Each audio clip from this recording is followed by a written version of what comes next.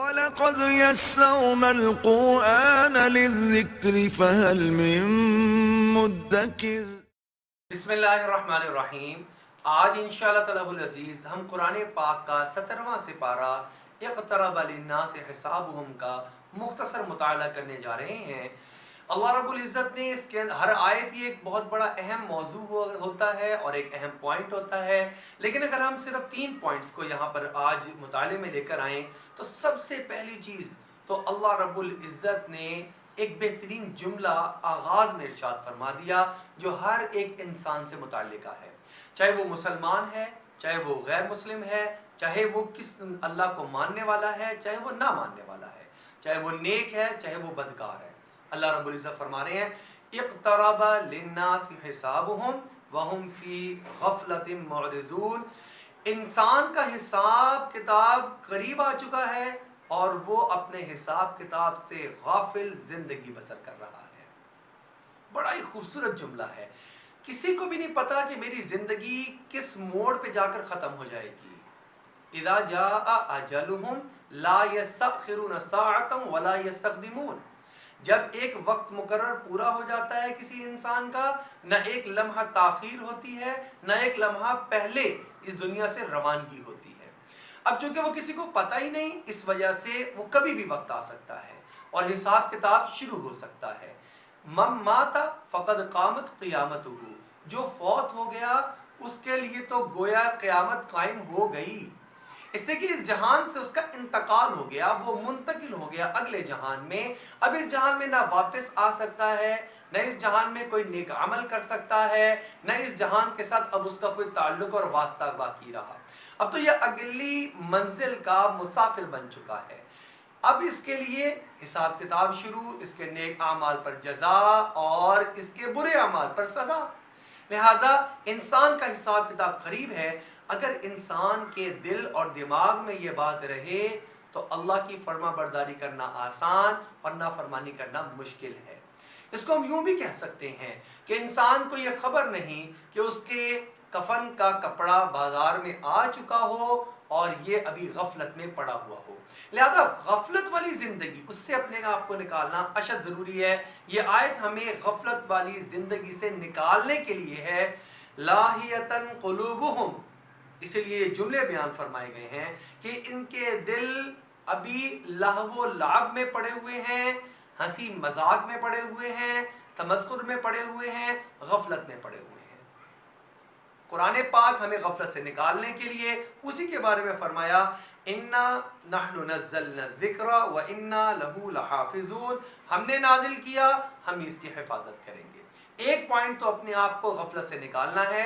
رمضان المبارک بہترین موقع ہوتا ہے اپنے آپ کو غفلت سے نکال کر اور ہوشیاری والی زندگی، عقل مندی والی زندگی، ہوش مندی والی زندگی کو گزارنے کا آغاز اور ابتدا کرنے کے لیے۔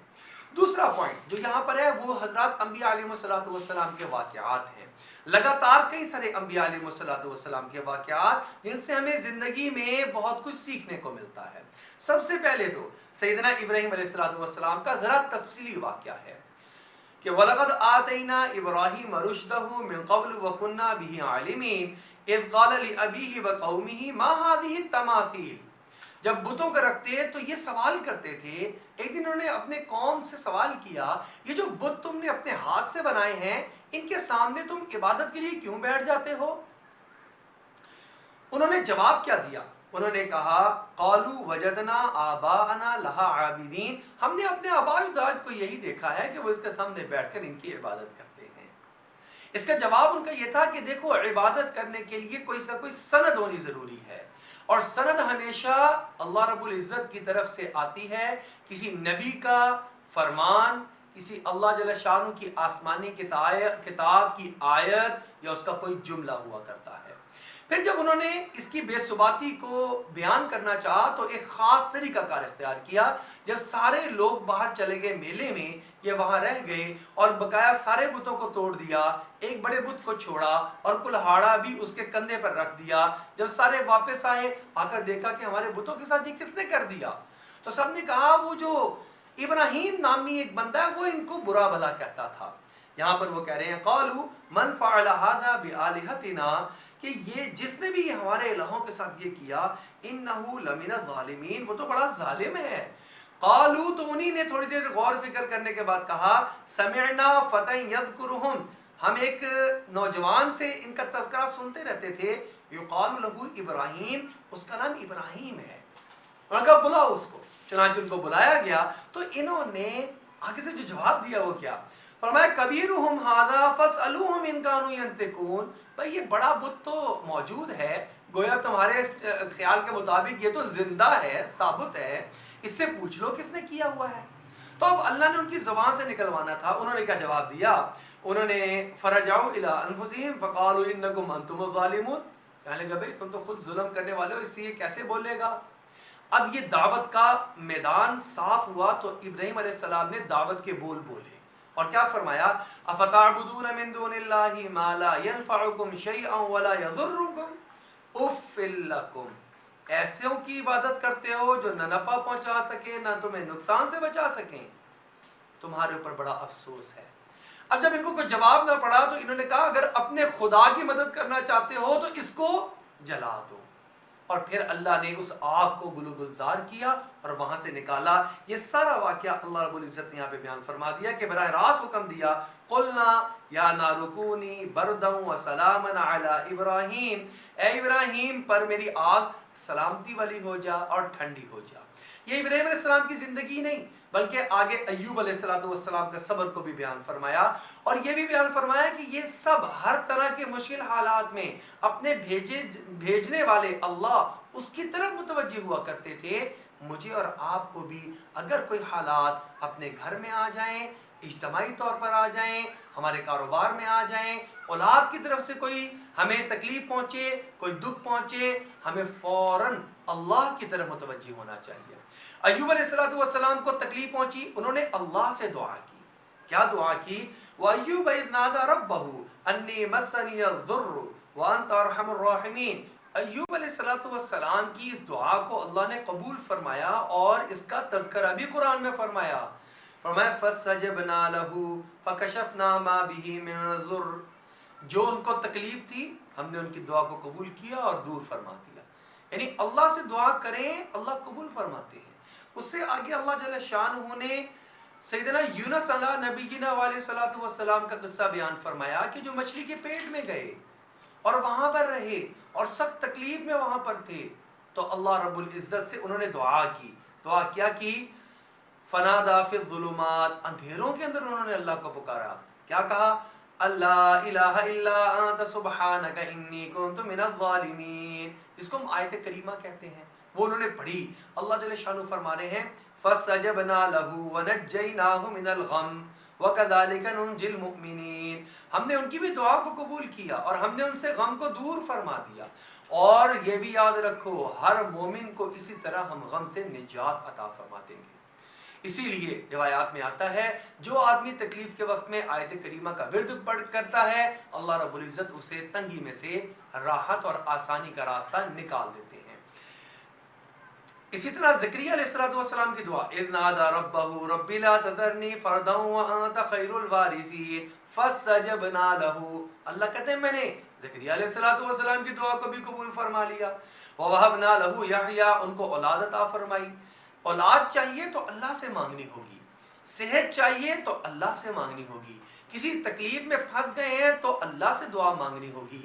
یہ ساری چیزیں ہمیں قرآنی ہدایات سے ملتی ہیں اور اللہ بار بار یہ پیغام دے رہے ہیں تم مجھ سے مانگو میں تمہاری دعاؤں کو قبول فرماؤں گا. اس سے آگے اللہ رب العزت نے اسی سپارے کے اندر ایک اور آیت مبارکہ ایسی خوبصورت بیان فرمائی ہے جس میں ہمارے لیے اللہ سے مانگنے کی مزید ترغیب پیدا ہو جاتی ہے. اللہ رب العزت نے ارشاد فرمایا کہ تم تو بہت تھوڑے سے ہو اس کائنات کی تو ایک ایک چیز حتیٰ کہ بڑی بڑی طاقتور مخلوقات وہ بھی اللہ رب العزت کو سجدہ کرتی ہیں.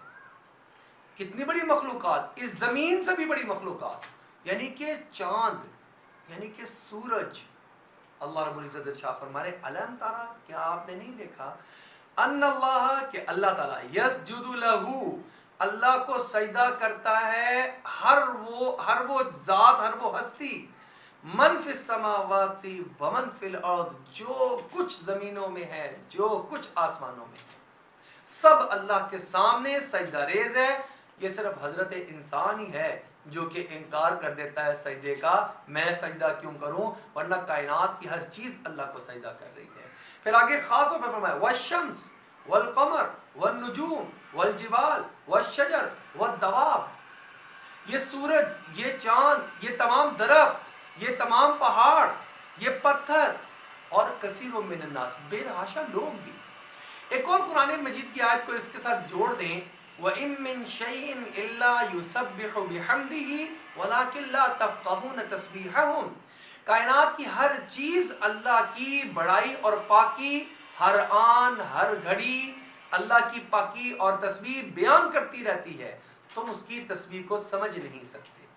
ہمارے اندر وہ فریکوینسی نہیں ہے، وہ میچ نہیں کرتی کہ ہم ان کی کلمات کو سن سکیں، ورنہ یہ جس کو ہم بے جان کہتے ہیں، یہ درخت اور یہ پہاڑ اور یہ پتھر اور یہ پانی اور یہ ذرات، یہ سب بھی اللہ کی تسبیح پڑھ رہے ہوتے ہیں۔ تو ہمیں کتنی ترغیب ہے کہ ہمیں کتنی زیادہ اللہ کی تسبیح اور پاکی بیان کرنی چاہیے۔ آخری اس کے صفحے پر جو اللہ رب العزت نے اپنی طاقت اور قوت کا ایک اظہار فرمایا، وہ اس انداز سے فرمایا۔